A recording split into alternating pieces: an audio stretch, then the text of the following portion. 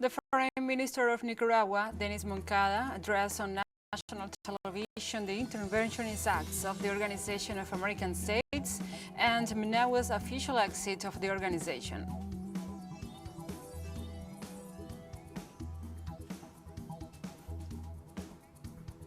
The judicial branch in Peru has sentenced former presidential advisor Vladimiro Montesinos to 17 years in prison for the kidnapping of journalist Gustavo Gorriti and others during Alberto Fujimori's mandate.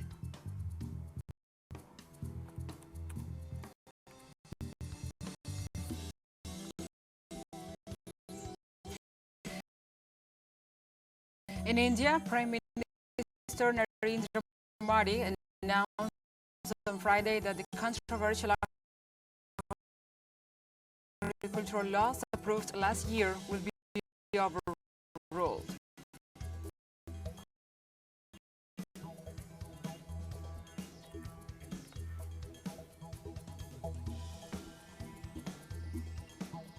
From the headquarters of TeleSUR English in Havana, Cuba, this is From the South. I'm your anchor, Gladys Quesada, and these are the news. The Foreign Minister of Nicaragua, Denis Moncada, addressed on national television the interventionist acts of Organization of American States and Managua's official exit of the organization. Foreign Affairs Executive Denis Moncada announced the official leave of Nicaragua from the OAS, a decision ratified by the Supreme Court of the Central American country.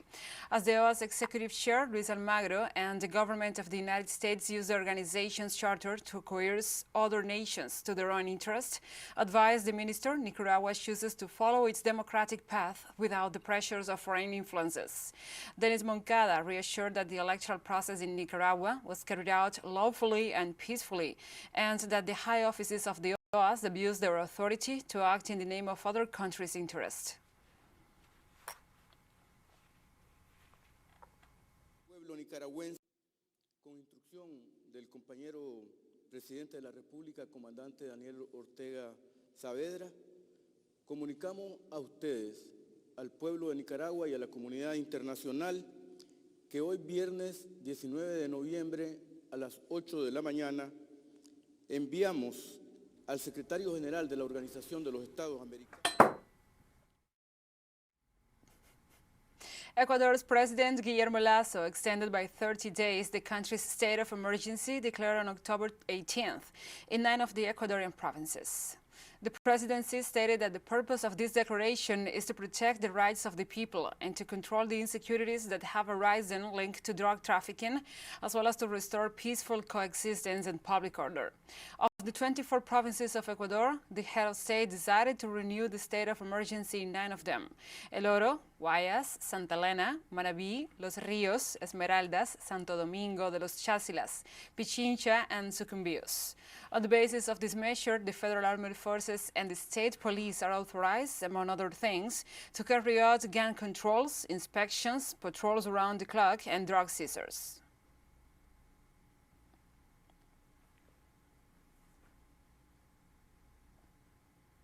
And the debate in Colombia for the total decriminalization of abortion, on which the Constitutional Court is expected to make a substantive determination on Thursday, continues without being resolved. The plenary chamber had to decide whether to maintain or separate from the discussion one of the 9 magistrates in charge of issuing the ruling, but the vote was tied. With 4 votes in favor and 4 against, the tiebreaker has now been left to the assistant judge Hernando Yepes Arcila, who will have to decide whether the magistrate Alexander Linares will continue to be part of the conjunctural discussions on the voluntary interruption of pregnancy. According to sources close to the Constitutional Court, his decision could take a week or 2. The discussion around Linares came after a challenge presented to the plenary chamber by lawyer Ana Maria Hidárraga in the framework of some statements from the magistrate on which she accuses him of publicly expressing his position on the issue of abortion. Because of the challenge, Linares himself declared disabled this week to participate in the debate and left it up to his colleagues to assess whether they accept his impediment or not.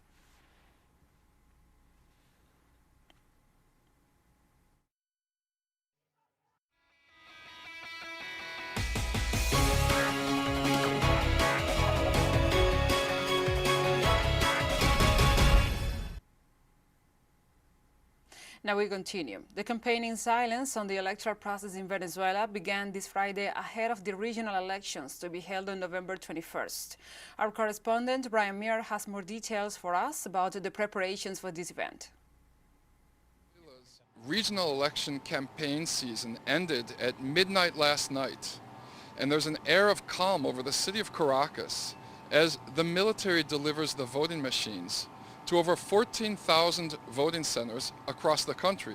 Now this year in the elections, which will take place Sunday, there's 3,082 positions open, and there's over 70,000 candidates, 96% of which are from opposition parties to the ruling PSUV of President Nicolas Maduro.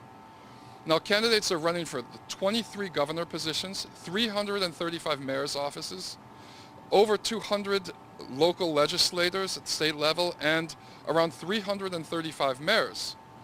As international election observers continue to arrive in the city from over 55 countries, the United States government has issued a preemptive statement refusing to recognize the elections as free and fair. This is ironic coming from a country that's seen two of its last four presidents take power after losing the popular vote amid rampant accusations of illegal voter suppression of African Americans.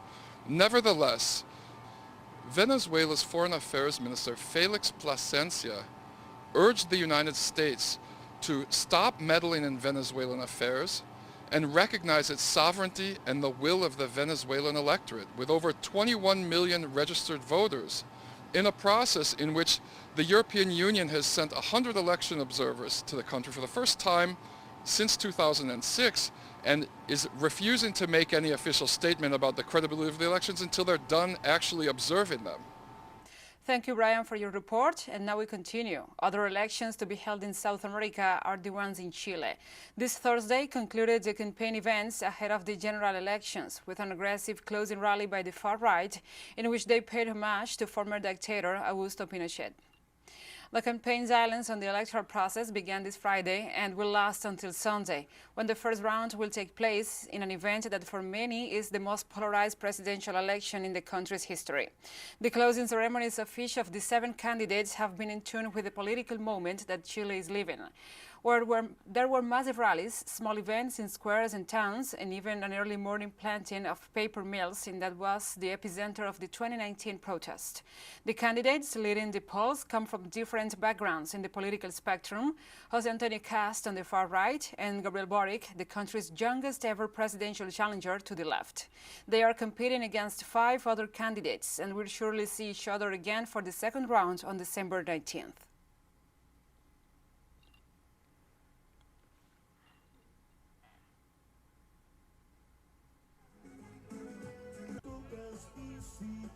And we'll be right back after this very short break, so don't go away.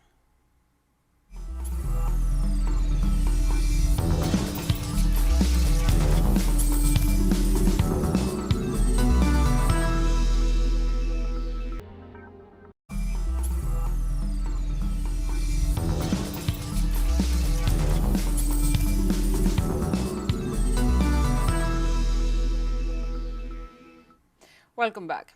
The judicial branch in Peru has sentenced former presidential advisor Vladimiro Montesinos to 17 years in prison for the kidnapping of journalist Gustavo Gorriri and others, which occurred in 1992 after the coup perpetrated by former President Alberto Fujimori. Similarly, retired General José Rolando Valdivia Dueñas was sentenced to 12 years in prison, as well as former Generals Julio Salazar Monroe and Alfredo Arnaiz Ambrosiani to 10 years in prison after being recognized as primary accomplices in the crime. As preparation and reparation, the court ordered the payment of $137,000 that will have to be paid to Gorriri and the other defended citizens. Montesinos is serving sentences for crimes of corruption of officials, usurpation of public office, money laundering, kidnapping, conspiracy, arms trafficking, aggravated homicide, and enforced disappearance.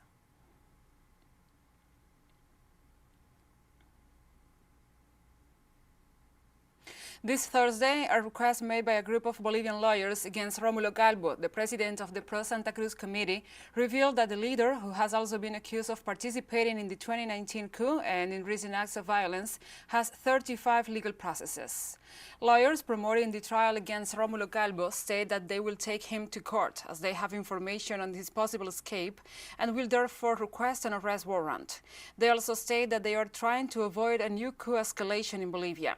Rómulo Horta has promoted the indefinitive multisectoral strike in Santa Cruz, and in 2019, during the coup d'etat, he was one of the most violent and belligerent actors, including racist instructions so that supporters of Evo Morales will be attacked. The Bolivian Minister of Justice, Ivan Lima, confirmed that the civic leader has 35 lawsuits, several of them filed by the former mayor of Santa Cruz, Percy Fernandez, a former ally of Calvo.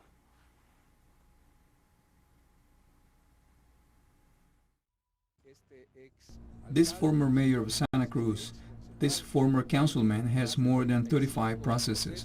There are many corruption scandals in which he is involved, not presented by the socialist movements, but by the former mayor of Santa Cruz, Percy Fernandez, some of them with accusations.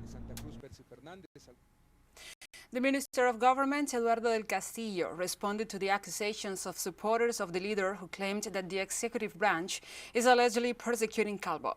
The official reminded them that Janine Áñez was no longer in the government and her practices were not being maintained either. In November 2019, we are no longer leaving the 2020 administration. Mr. Áñez does not govern here, and there is no political persecution in our country.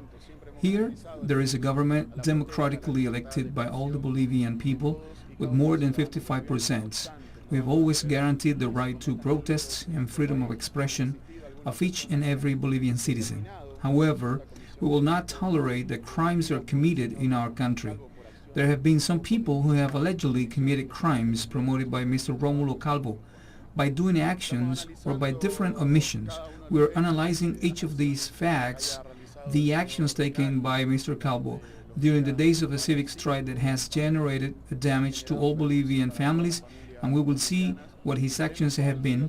If we find some elements for the commission of alleged crimes, the Ministry of Government will be present in the corresponding processes. Former President Luis Inácio Lula da Silva had another victory in the Brazilian courts following the decision of a São Paulo court to close the investigation against 3 of his sons. On Thursday, the Justice Court of São Paulo accepted the request of the Public Prosecutor's Office and ended the investigation against 3 of the sons of the former president, Fabio Luis, Marcos Claudio, and Sandro Luis Lula da Silva. Given the complete lack of evidence, the magistrate annulled the investigation that searched for links between Lula's relatives and the Lava Jato case. Da Silva remained in prison for 580 days until his release in March this year, when a federal Supreme Court judge overturned his conviction and allowed him to run for the presidency in 2022.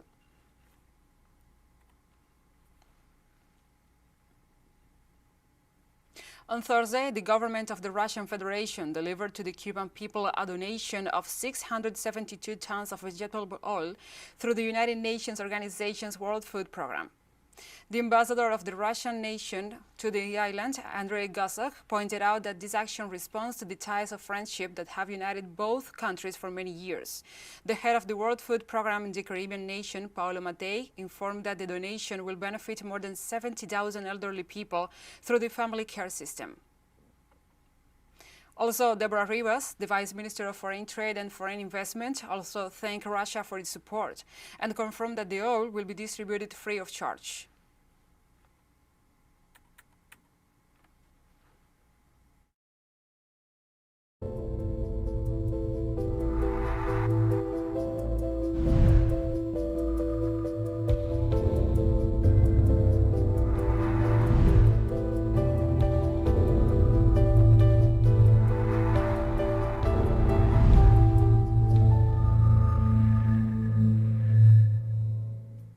Now we move on to other topics. In Europe, this Monday, Austria returns to general confinement and decrees a mandatory vaccination against COVID-19 for the whole nation due to the increase of cases in the whole region.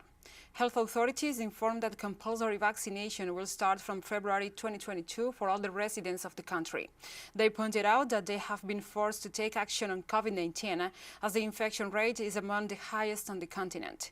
Alexander Schallenberg, Federal Chancellor, considers that citizens will have to go through new restrictions due to people's unawareness that has asked to reduce contact and follow the measures stipulated.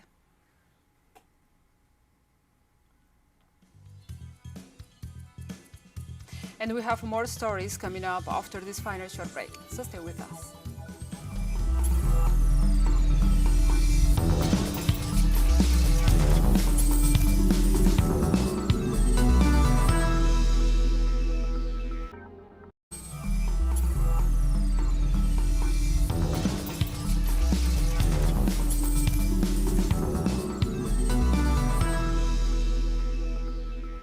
Welcome back to From the South. In India, Prime Minister Narendra Modi announced on Friday that the controversial agricultural laws approved last year will be overruled. These laws they were met with refusal by many farmers, seeing the legislation threaten their livelihood. People celebrated in the streets of India what they regard as a win for the workers of the land, who for a year stood their ground against the laws that sought to put in private hands the fate of the Indian agriculture. The Premier acknowledged that he could not convince a large sector of farmers and the rural workers of the benefits of the laws and considered his government as a failure. Some analysts, surprised by the Premier's decision, especially given his majority support in the Parliament, assured that the scheduled protests and the proximity of the regional elections could have favored the farmers with leverage. The constitutional abrogation of the three laws will finish by the end of the month.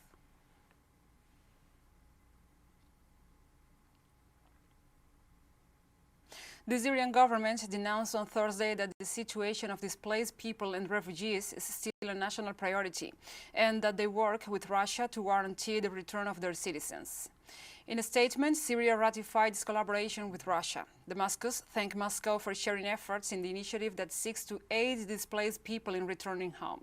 In the document, the state expressed to continue working on re-establishing security and infrastructure, as well as denounced the actions of the West, the most recurrent of which is to inject mass sums of credit into local terrorist groups, situation that endangers the return of Syrian citizens who were forced out of their homes due to the ongoing conflict.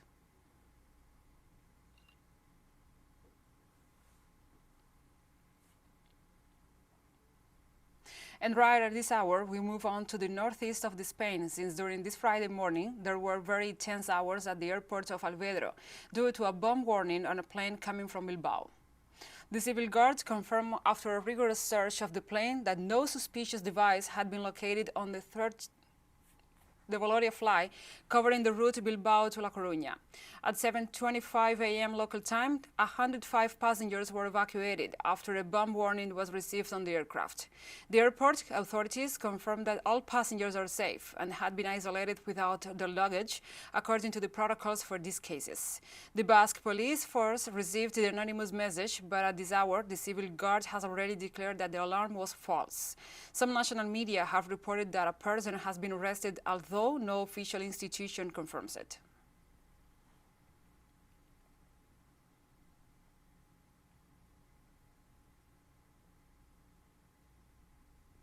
Ethiopian lawmakers appointed a committee to investigate the alleged mass arrest carried out under the new wartime state of emergency.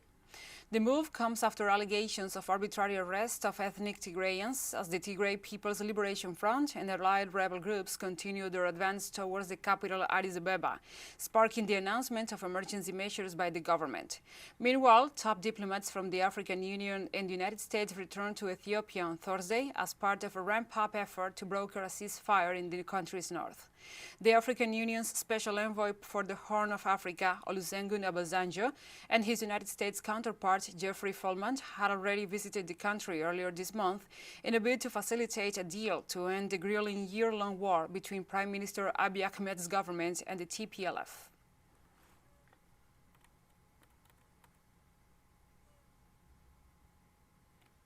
In a briefing with journalists, the spokesperson of Ethiopia's foreign ministry commented on the visits by mediators from the African Union, the United States, and the Kenyan President Uhuru Kenyatta. Various forces. Actually, it was a kind of investigation. He was investigating situations. It's fact-finding type of mission. He went to Tigray, he came to Addis, he went to neighboring countries as well, went to the US. I think he's investigating things. He's looking, talking to different partners, and at the end of the day, he'll come out with a proposal. And that proposal is not yet obvious. We'll see what this proposal will be. And the same thing holds true for Mr. Feldman. Well, Kenya is a neighboring country, and any neighboring country will have a concern about its neighbor. And out of the concern, the leader could have come here. But basically, his mission is also to talk about bilateral issues, about strengthening relationship between our two countries. And in fact, his concern is as well. Hopefully. The government of Niger described 2 armed attacks near the border with Mali that killed 25 civilians and caused extensive material damage as acts of terrorism.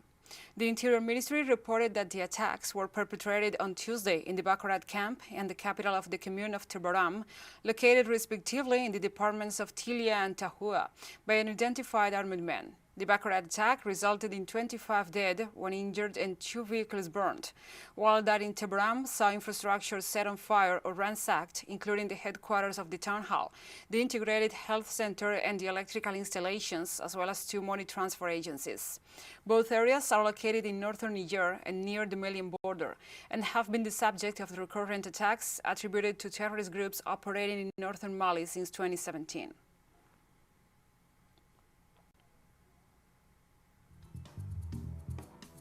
And we have come to the end of this news brief. But remember, you can find this and many other stories on our website at telesurenglish.net. And also, if you feel so inclined, please join us on social media for all the latest news. We are on Facebook, Twitter, Instagram, and Telegram. For TeleSUR English, I'm Gladys Quesada. Thank you for watching.